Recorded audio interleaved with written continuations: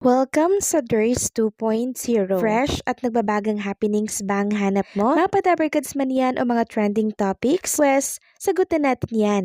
Kaya naman isubscribe nyo na ang ating channel para sa mga nagbabagang balita everyday. Welcome back again sa ating YouTube channel mga Kadabarkads, and for today's video, ang pag-uusapan natin ay tungkol sa mga importanteng kaganapan sa loob at sa labas ng Itbulaga.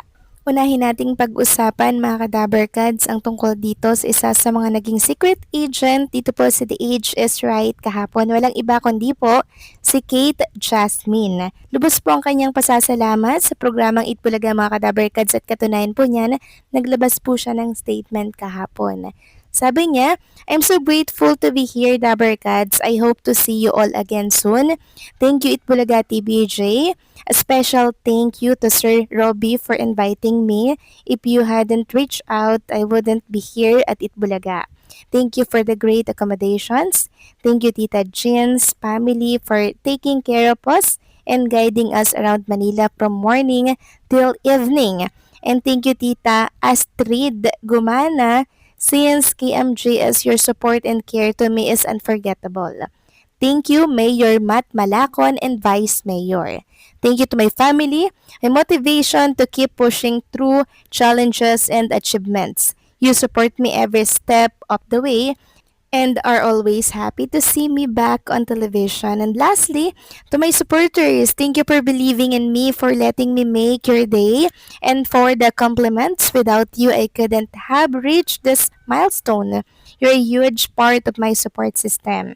Thank you, Lord, for granting my prayers and giving me this opportunity to reach another milestone. Thank you so much." At sa post na yan, kalakip nga po ang picture nila ng mga Dabarkads natin like Bossing Big Soto, Maine, Karen, and Raisa May Dison. And also, nagkaroon din po ng pagkakataon para makausap niya po si Derek Pat and si Ma'am Jenny F. ng Itbulaga. At hindi lang yan mga Dabarkads, dahil nga po first time ni Kate dito po sa Manila, pinasyal po siya ng Itbulaga mga Dabarkads. Binahagi po yan ng TBJ na page sa kanilang social media account, yung mga picture po ni Kate, na kung saan ay masaya pong namamasyal dito po sa BGC. Sabi nga dito, at dahil first time ni Kate sa Maynila, pinasyal muna namin siya sa BGC. O, ayan mga Kadabarkads, so yung mga picture po ni Kate, masayang-masayang namamasyal dito po sa BGC. And also salamat sa programang Itbulaga,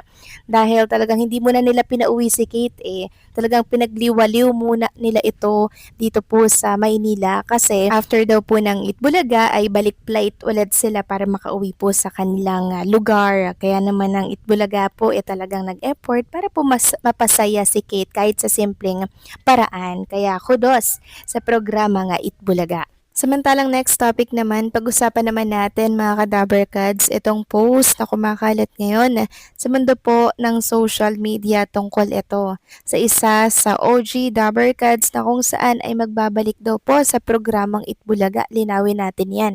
Ayon kasi dito, may magbabalik sa Itbulaga.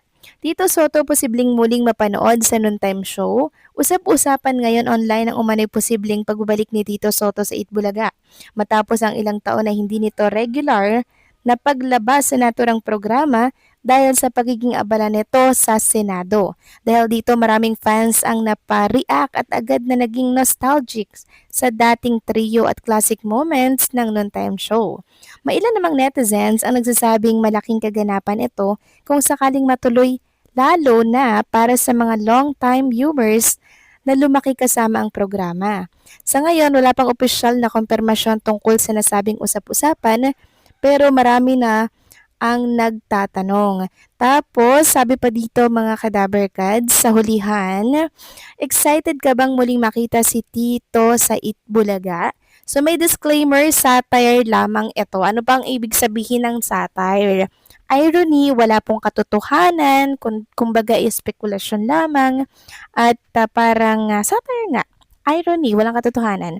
Sabi pa dito, hindi totoong balita, para sa katatawanan at komentaryo lamang. Hashtag satire, irony. Hindi po totoo mga Kadabarkads sa babalik si Tito Soto dito po sa Itbulaga, dahil siya po ay naglilingkod pa po bilang isang senador. Hindi pa po tapos ang kanyang termino.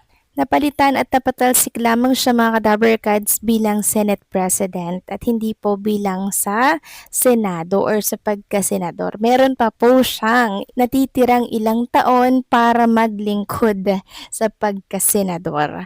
Samantalang next topic naman, pag-usapan naman natin ang tungkol dito sa di umano. Di umano ay panggagaya po mga ka-Dabarkads ng katapatan na programa sa isa sa mga segment ng Itbulaga. Ayon nga dito, and Showtime balitang gagayahin ang The Age is Right ng Itbulaga at mga palaro sa TikTok Lak. Usap-usapan sa kanto ng Tralala, nagagayahin daw ng noontime show na Ed Showtime ang number 1 segment sa tanghalian, ang The Age is Right ng Itbulaga ng TV5 at papangalanan di umano ang segment ng It's Showtime na Easy Edad lang yan. Tila parang kinakapos na ba sila sa idea at kailangan pang hanguin sa ibang programa ang kanilang new offer sa kanilang audience. Napaka-lively ngayon ng morning variety show ng GMA ang TikTok Lock at usap-usapan din gagayahin din ng It's Showtime ang mga palaro dito dahil nga nakakagising talaga at exciting lalo na sa mga manonood.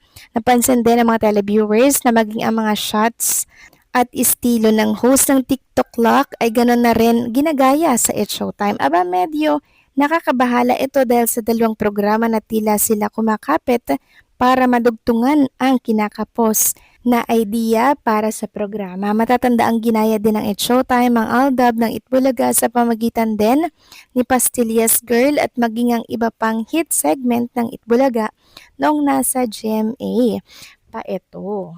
So, hindi ko sure mga ka-Dabarkads kung may katotohanan nga po ang balitang ito mula po sa isang page. Media Watch PH po ang nag-post niyan mga ka-Dabarkads. Kaya hindi natin na sure kung may katotohanan nga kaya ito. So, mag-react na lang tayo sa oras po na nakita natin na ginaya talaga yung The Age is Right, diba, ng It's Showtime. Pero until na wala po tayong nakikita na mga panggagaya po na ginagawa ng It's Showtime, kalma lang po, 'di ba? Kasi mamaya mabatikos ang It's Showtime na ay manggagaya ganto ganyan, 'di ba? Wala pa naman pong inilalabas. So wag muna tayong mag-react sa post na 'to mga ka-Dabarkads. Hayaan muna natin na lumabas po muna kung may katotohanan nga ba talaga ang mga nakasaad po sa article na 'to, 'di ba? Kasi kawawa naman ang It's Showtime niyan, mababatikos agad. Tapos wala namang katotohanan. Actually, normal lang sa isang show na alam nyo yun, parang gumawa sila ng mga segment na kung saan ay makakapanghikayat po ng mga televiewers. Kasi ang programang It's Showtime, mga tang Itbulaga, layunin lang naman po nila na makapagpasaya din po. 'Di ba? Sakto naman po mga ka-Dabarkads na maganda talaga yung atake ng Itbulaga, kaya walang imposible. 'Di ba, na gagayahin din yan sa mga susunod po na mga panahon kasi namamayagpag po talaga sila pagdating sa mga segment at sa ratings. So paano mga ka-Dabarkads, hanggang dito na lamang po ang update natin at maraming salamat po sa patuloy na pagsuporta.